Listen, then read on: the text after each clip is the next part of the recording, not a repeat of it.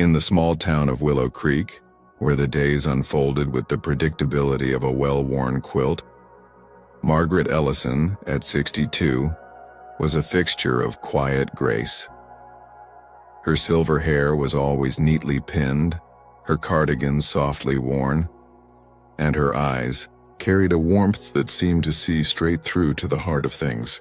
She lived alone in a modest cottage at the edge of town, her days filled with tending her garden, reading poetry, and knitting scarves she'd leave anonymously on neighbors' porches in winter. But her heart was most devoted to an unassuming ritual. Every Tuesday she baked a loaf of rosemary bread and left it, still warm, on the doorstep of Clara Hensley's weathered bungalow. Clara, a stooped woman in her late 70s, was the town's enigma. She rarely spoke, her gray eyes distant, her clothes a patchwork of faded linens. Most in Willow Creek dismissed her as eccentric, a recluse who shuffled to the market once a week and avoided conversation. Some whispered she was a hoarder, others that she was simply lost. Margaret, though, saw something else, a quiet dignity in Clara's solitary walks, a flicker of something unspoken in her gaze. Years ago, Margaret had lost her husband to a sudden illness, and in her grief, she'd learned to recognize the weight of hidden sorrows. She never asked Clara about her past. She simply baked, knocked softly, and left the bread. Margaret's friends, a close-knit group of women who met weekly at the local diner, worried about her. "You're too kind, Maggie," said Ellen, 65, stirring her tea. "Clara's a strange one. What if she's taking advantage of you?" Ruth, a retired nurse, nodded. "She doesn't even thank you. I'd hate to see you wasting your time on someone who doesn't care." Their concern wasn't cruel. It stemmed from years of watching the world's sharp edges, from protecting their own hearts. Margaret only smiled.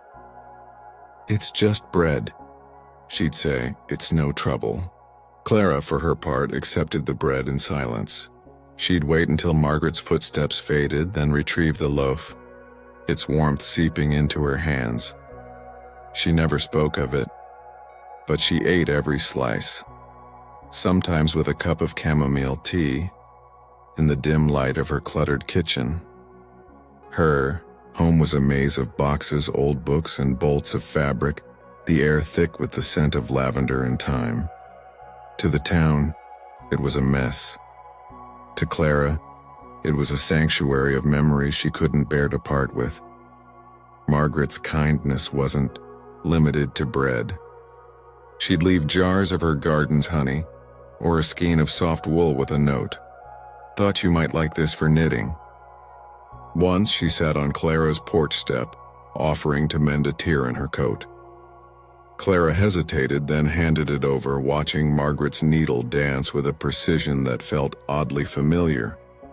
They didn't speak much, but Margaret's presence was a quiet anchor, a reminder that someone saw her. The turning point came in autumn during Willow Creek's annual Heritage Day, a festival celebrating the town's history. The community hall buzzed with locals sharing stories, displaying quilts and honoring past residents. Margaret had convinced Clara to attend, promising to stay by her side.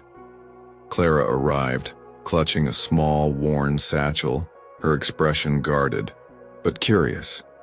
Margaret's friends watched from a distance, whispering. "Why does she bother with her?" Ellen murmured. Ruth shrugged. "Maggie's got a heart bigger than her sense." The evening's highlight was a presentation by the Historical Society unveiling a restored mural for the town library. As the curator spoke, she mentioned a name that made Clara stiffen. Eleanor Hensley, the weaver whose designs inspired this mural. The room quieted. The curator continued. Eleanor, known to some as Clara, was a master textile artist in the 1970s. Her tapestries hung in galleries across the country, weaving stories of resilience and beauty. She retired here, quietly, after personal loss. Margaret's breath caught.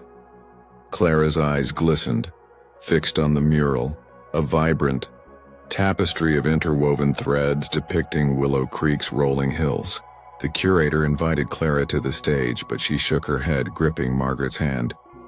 Then, from the back of the room, a group of strangers stood. A woman in her 50s, tears in her eyes, approached. "Miss Hensley, I'm Lila. You taught me to weave when I was a girl. Your classes changed my life." Another, an older man, added, "Your tapestries inspired my career in design." One by one they came, former students, admirers, even a curator from a distant museum, all drawn by word of the mural's dedication.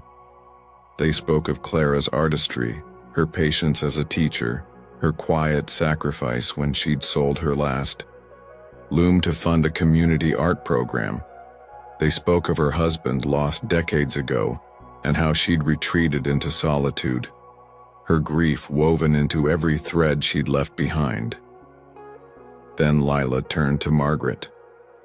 "We heard about your kindness, your time. You gave her back a piece of herself. You reminded her she's not forgotten." The room was silent, save for soft gasps and sniffles. Ellen and Ruth, standing nearby, looked down, their faces soft with realization. Not shame, but a quiet reckoning. Their skepticism had blinded them to Clara's worth, to the power of Margaret's steadfast heart. Clara, trembling, whispered to Margaret, "You didn't have to do all this." Margaret squeezed her hand. "I just saw you, Clara, that's all." The evening ended with Clara surrounded, not by pity, but by reverence. She shared stories of her weaving days, her voice growing stronger with each word. Margaret's friends joined them, their earlier doubts replaced by warmth. Ellen offered Clara a slice of her famous apple pie. Ruth asked about her favorite patterns. The community hall glowed with connection, each person touched by the reminder that every life holds unseen depths.